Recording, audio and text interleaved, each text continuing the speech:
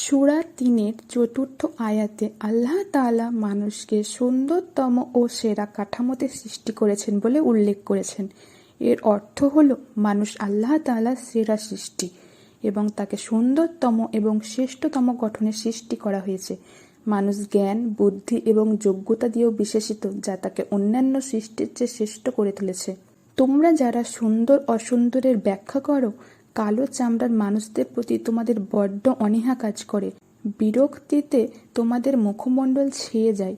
তাদের যত সম্ভব এড়িয়ে চলো। কিন্তু তোমরা কি জানো তোমাদের সৃষ্টিকর্তা কি বলেছেন? তিনি পবিত্র আল কোরআনে বলেছেন, নিশ্চয়ই আমি মানুষকে সৃষ্টি করেছি শ্রেষ্ঠতম সুন্দর আকৃতিতে। সূরা ৩ আয়াত ৪।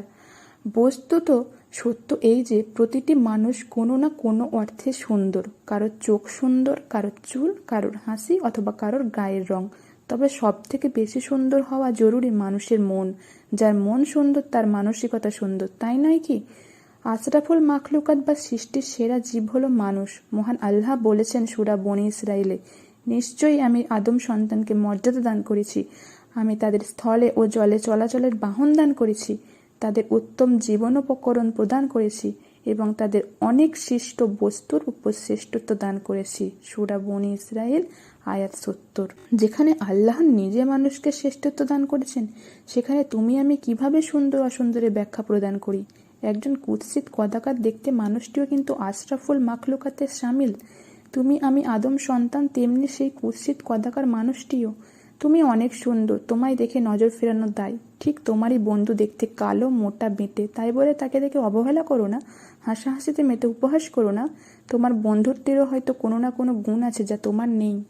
তার সেই গুণের দিক থেকে তুমি কি তার কাছে যোগ্যহীন নও?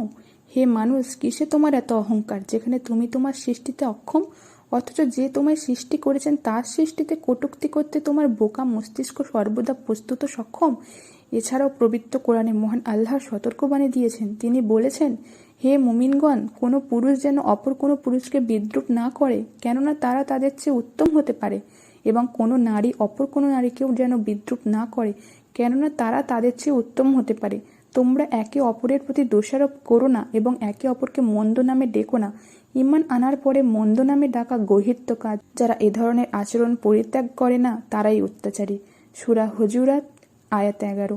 অতএব ইসলামের দৃষ্টিতে মানুষকে খারাপ নামে ডাকা অথবা কাউকে বিদ্রূপ করা উচিত নয়, বরং এর পরিবর্তে সুন্দর ব্যবহারের মাধ্যমে মানুষের সুনাম মর্যাদা অক্ষত রাখার জন্য যথাযথ নির্দেশ দেওয়া হয়েছে। আমাদের চারপাশে এমন অনেক মানুষ রয়েছে যারা শারীরিকভাবে বিকলাঙ্গ। কেউ চোখে দেখে না, তাদের আমরা অন্ধ বলি। কারোর পা নেই, আমরা তাদের খোঁড়া ডাকি। আবার অনেকেই কানে শোনে না, তাদের বয়রা বলে ডাকি। আবার অনেকেই প্রতিবন্ধী বলে ডাকি। কিন্তু এ জাতীয় নামে ডাকা ইসলামে নিষেধ। প্রতিটি মানুষের নাম আছে, পরিচয় আছে। তাকে তার সেই পরিচয়ের মর্যাদা এবং সেই নামেই ডাকা উচিত। সাদা ধপধপে চামড়ার মানুষটিকেও আল্লাহ বানিয়েছেন, আবার কালো বর্ণের মানুষটিকেও আল্লাহই বানিয়েছেন। তাই আমাদের কাউকে উপহাসিত করার অধিকার নেই। কে জানে আজকের এই রূপ চেহারা কালকে সূর্যোদয় হবার আগেই বিলীন হয়ে যেতে পারে। যারা একে অপরকে নিয়ে কটূক্তি উপহাস করে, তাদের জন্য পবিত্র কোরআনের মহান আল্লাহর এই একটি বাক্যই কি যথেষ্ট নয়?